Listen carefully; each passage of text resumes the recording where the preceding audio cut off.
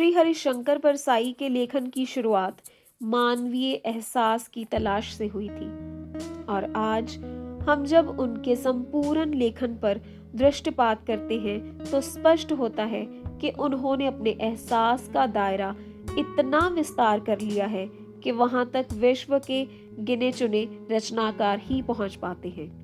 उनकी रचनाओं में इस देश में रहने वाले करोड़ों साधारण जनों की आशा, आकांक्षाएं, जीवन संघर्ष और संभावनाएं व्यक्त होती हैं। रचनाकार के रूप में परसाई ने इन सभी लोगों की जिंदगी को बहुत करीब से देखा और स्वयं सामान्य आदमी की जिंदगी को अपने जीवन में जिया है।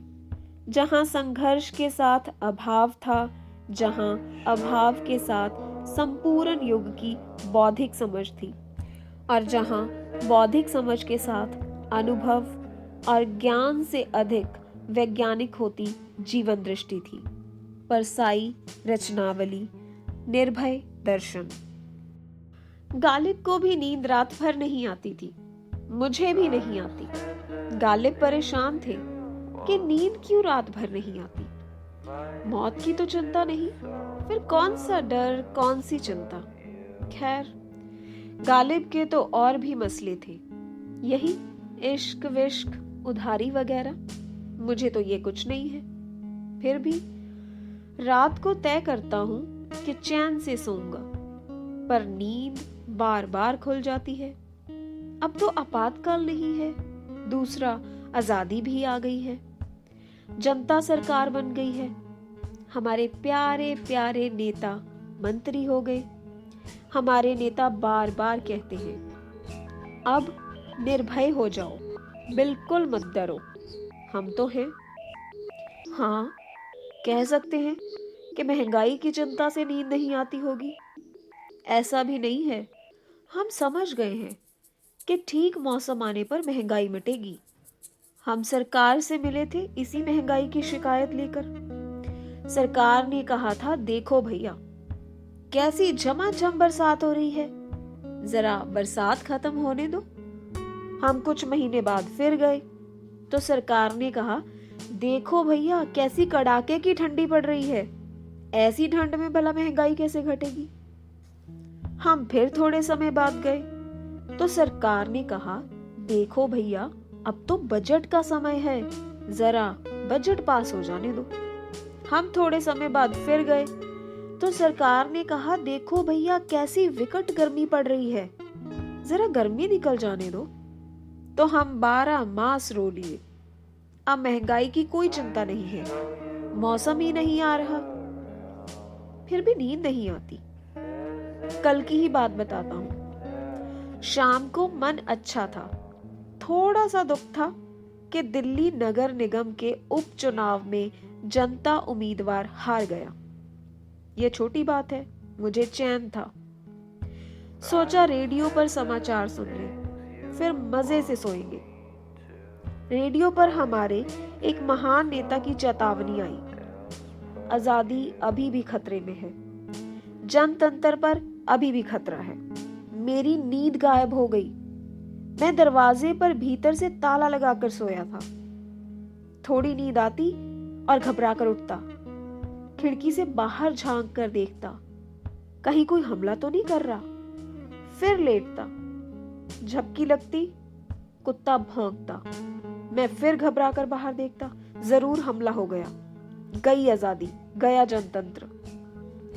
हम पूरे विश्वास से इन सरकारी नेताओं से पूछते हैं, हजूर हमें बता तो दीजिए कि किससे देश की आजादी को खतरा है। हमें हमले की दिशा तो मालूम हो जाए, हम पत्थर जमा कर लेंगे और हमलावर पर पत्थर फेंकेंगे। सच बताओ, क्या रानी एलिजाबेथ फिर से यहाँ वायसराय भेज रही है, या मोहम्मद गोरी हमला करने वाला है? चंगेज खां तो नहीं आ रहा? कहीं क्लाइव फिर से अवतार धारण करके ब्रिटिश साम्राज्यवाद जमाने तो नहीं आ रहा? हमें सच बता दो, हम तैयार रहेंगे। आखिर देश की आजादी को किससे खतरा है? ये सरकारी नेता 3-4 दिन कहते हैं डरो मत और 5वें दिन कहते हैं डरो। तो हमारा 3-4 दिन का खाया पिया भस्म हो जाता है और हमारी नींद उड़ जाती है।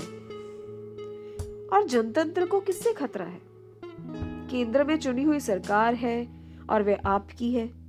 राज्यों में चुनी हुई सरकारें हैं, वोट हम दे रहे हैं, आप ले रहे हैं। फिर जनतंत्र को किस कोने से कौन नष्ट करने वाला है?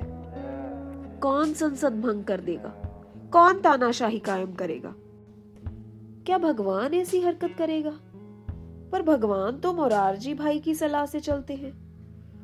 ऐसा होने वाला हो तो हमें डराने वाले ये नेता हमें साफ बता दे। हम सोच लेंगे कि गुलाम तो होना ही है, चैन से तो सो जाएं। हमें निर्भय बनाने वालों से बड़ी परेशानी है। हमने मोहल्ले में रखवाली के लिए एक जंग बहादुर पहरेदार रखा था। हर घर से उसे पैसा मिलता था। उसने कहा था, साहब आप लोग बिल्कुल मत डरना, चैन से सो जाओ, मैं तो हूं। पर कुछ दिन बाद जंग बहादुर ने एक हरकत चालू की। वह रात को दरवाजे खटखटाकर लोगों को जगा देता। रात में 2-3 बार ऐसा करता। हमने कहा, जंग बहादुर तूने तो कहा था कि आप लोग बेफिक्र सो, पर अब तू हमें डराकर जगाता है। तेरे जैसे बहादुर के रहते हुए हम डरते हैं।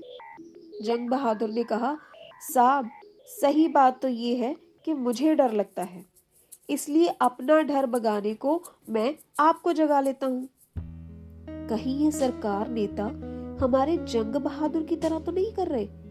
इन्हें डर लगता है तो ये चिल्लाते हैं, लोगों जागते रहो, आजादी खतरे में है, जनतंत्र पर संकट है। कुछ समझ नहीं आता, कौन जनतंत्र नष्ट करने वाला है? कहीं और से जनतंत्र को खतरे का डर बताने वाले कहीं इस तरकीब से खुद हमारे जनतंत्र को हर न कर ले। मेरे साथ ऐसा हो चुका है। मैं स्कूल में पढ़ता था, तब रामेश्वर नाम के एक लड़के से मेरी नहीं पड़ती थी। वह मुझे पीटना चाहता था। एक दिन वे और मैं सड़क पर खड़े थे। रामेश्वर ने कहा, देख तेरे पीछे कोई तुझे मारने आ रहा है। मैंने पीछे देखा, तभी उसने मेरी टांग में हाथ डालकर मुझे पटक दिया। जनता पार्टी के नेता उसी रामेश्वर सरीखी से तो हमारे साथ नहीं करने वाले। इधर कह रहे हैं, देख उधर से कोई तेरी आजादी छीनने आ रहा है। हम उधर देखने लगे तो वे हमारी आजादी छीन ले। मैं हाथ जोड़कर कहता हूँ, मालिको हमें क्यों डराए मारते हो? आखिर तुम उस बात को इतना गुप्त क्यों रखे हो? इतना छुपाते क्यों हो? साफ बता दो ना कि हमारी आजादी कौन छीनने वाला है? कौन जनतंत्र के लिए खतरा है?